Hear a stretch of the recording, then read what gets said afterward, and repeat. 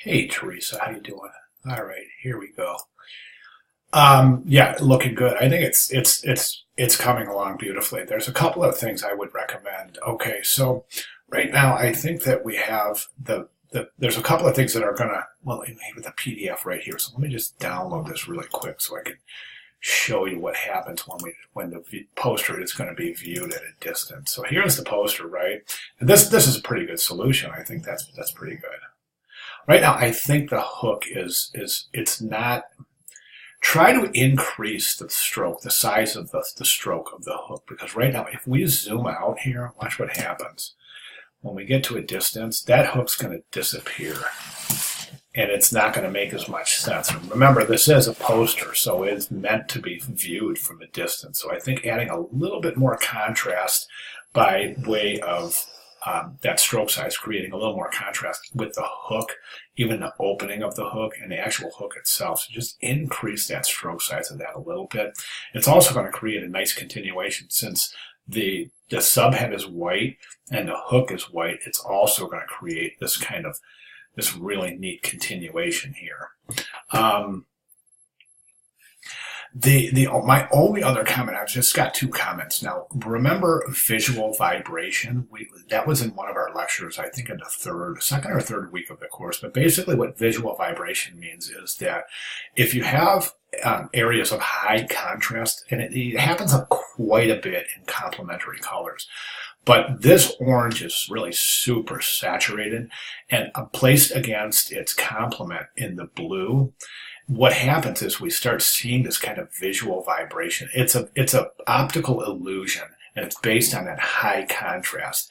And I think it's a little uncomfortable, specifically when you look at this. It's almost a little painful on the eyes.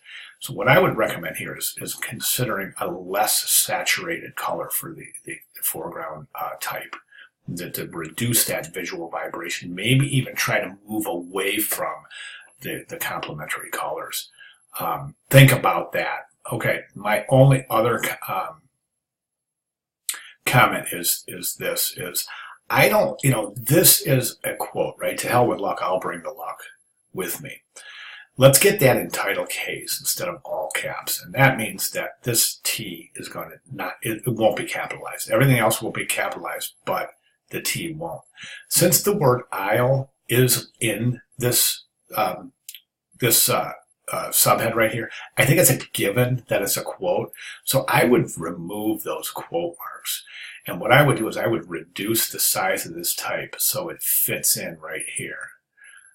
Maybe even align it with the A and the H so that it fits in right there. Because right now, it's just, I think there's a pretty big jump here. This is uncomfortable to me. I think establishing a nice left margin right there is going to be a lot easier. Because right now, we've got this jump here, which is fine, right alignment, that's fine. But then this, it's not in alignment here, so it creates this open space right here that I think is visually uncomfortable.